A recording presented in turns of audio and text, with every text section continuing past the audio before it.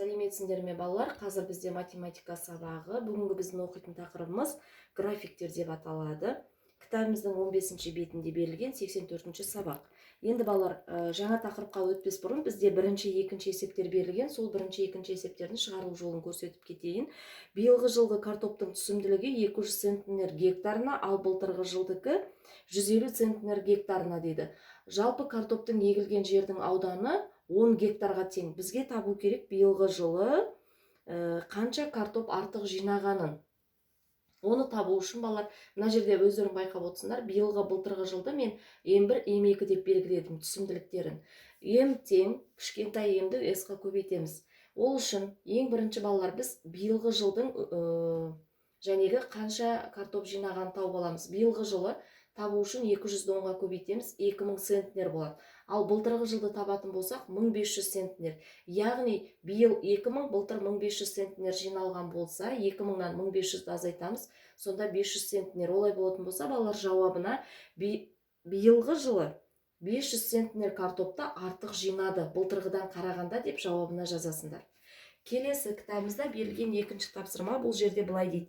Бір фермерде картоптың түсімділігі 160 центнер гектарына, яғни бірінші фермерде 160, ал екінші фермерде 80 центнер гектарына дейді. Егер олар картопты бірдей 320 тоннадан жинаған болса, онда фермердің әрқайсысы картопты қандай ауданнан жәнегі ауданға еккенін табуымыз керек. Балалар, бізде мына жерде өлшем бірліктер центнер берілген, сондықтан мына 320 тоннаны мен центнерге айландырып қойдым. 3200 центнерге тең. Бізге табу керек бірінші фермердің жерінің ауданын, екінші фермердің жерінің ауданын.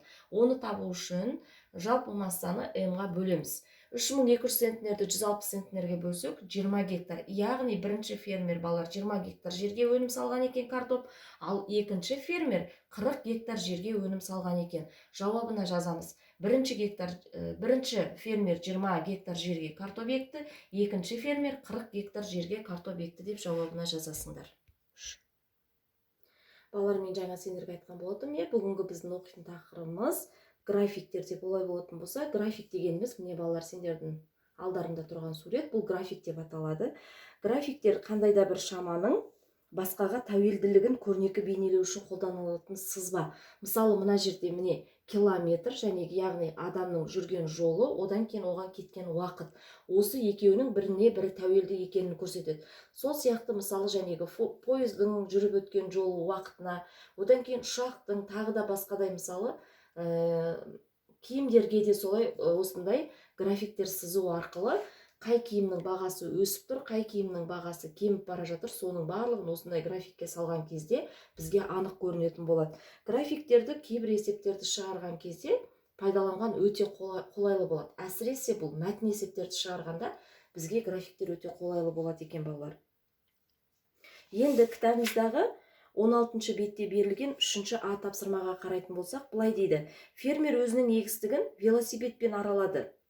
Графиктегі көлденең ось дегеніміз балалар міне мынау көлденеңінен сызылған сызық. Көлденең ось бұл жәнегі жүріп өткен жолды береді.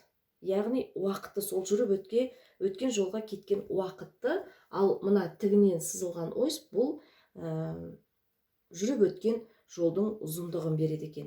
Енді балалар, бізге былай дейді. 1 сағаттың ішінде, 2 сағаттың ішінде, 3 сағаттың, 4 сағаттың ішінде дейді, қанша жолдарды жүріп өтті, соны нүктелермен белгілеу керек. 1 сағаттың ішінде балалар жәнегі фермер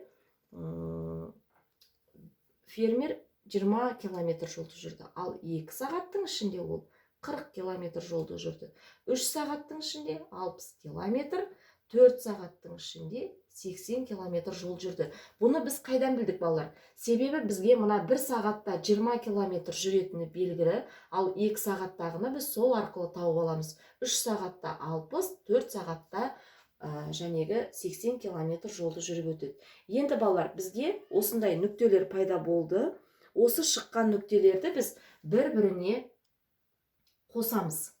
Сонда бізде балалар міне осындай сызық пайда болады. Бұл сәуле балалар қозғалыс графигі деп аталады. Мына сәуле, міне мына жерден шыққан сәуле, бұл қозғалыс графигі. Яғни жәнегі велосипедші 1 сағатта 20 ғана километр жүрсе, 2 сағатта 40 километр, 3 сағатта 60 деп, осылай велосипедшінің жүрген жолы ұзарып жәнегі көбейіп келе жатқандығын көруімізге болады екен. Графика міне осындай есептерді шығарған кезде балалар өте қолайлы болады екен.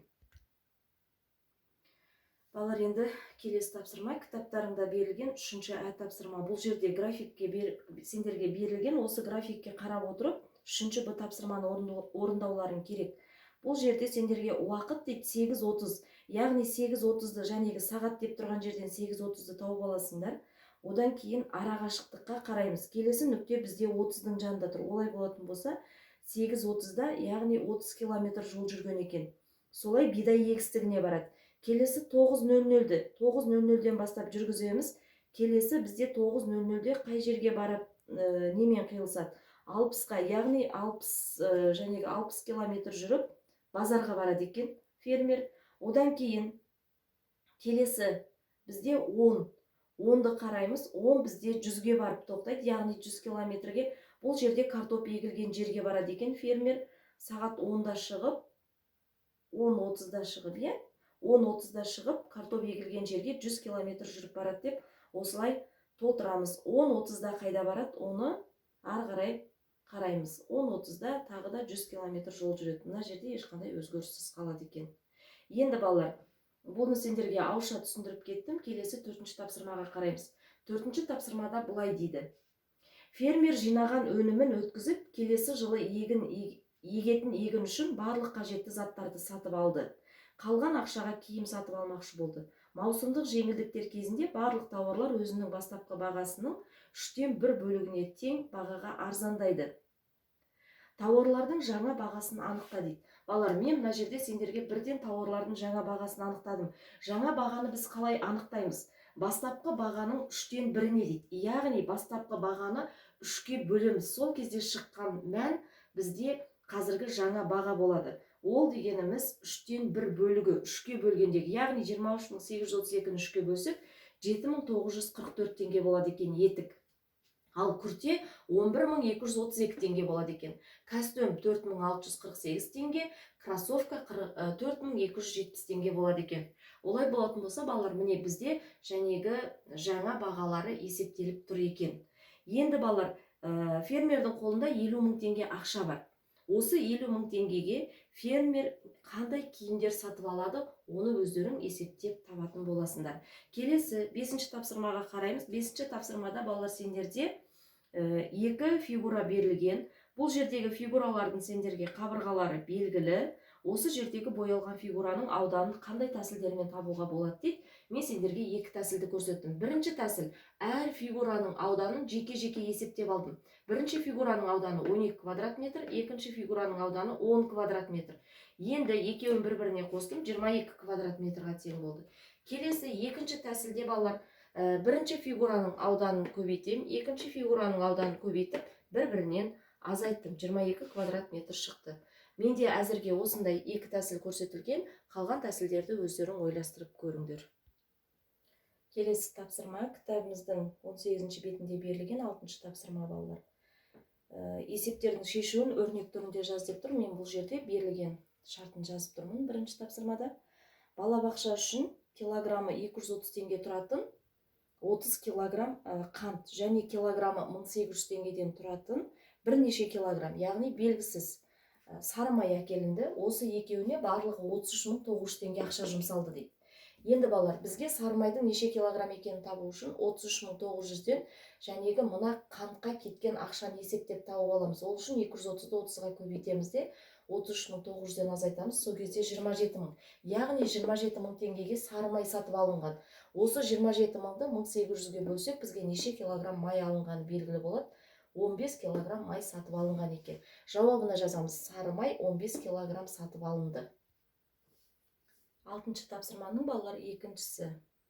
Тапсырмада былай дейді: қоймаға 650 килограмм сәбіз әкелінді. Осы сәбіздің бір бөлігі әрқайсысы 7 килограммнан жәнегі 21 торқалтаға, енді бір бөлігі әрқайсысы 8 килограммнан 16 қалтаға салынды дейді. Неше килограмм сәбіз салынбай қалды дейді. Оны есептеу үшін балалар, міне біз мынандай амалдарды қолданады екенбіз, арифметикалық амалдарды. 375 килограммға тең болды. Жауабына жазасыңдар. 375 килограмм сәбіз жәнегі тор қалталарға салынған жоқ. Келесі 11-ші тапсырмаға қараймыз. 11-ші тапсырмада есепті шығару керек. Шартын жазамыз. Бір жер телімінде сәбіздің түсімділігі 28 тонна гектарына, екінші жер телімінде 35 тонна гектарына, ал жер телімінің ауданы 15 гектар. Бізге табу керек жалпы өнімділікті, жалпы жәнегі түсімді табуымыз керек. Ол үшін ең бірінші балалар, біз бірінші жәнегі жер телімінен алынған өнімді сәбізді табамыз. Бұл жерде 420 тонна алынады екен, ал екінші жер теліміне 525 тонна сәбіз жиналған екен. Жауабына жазамыз. Бірінші жер телімінен 420 тонна, екінші жер телімінен 525 тонна сәбіз жиналды деп.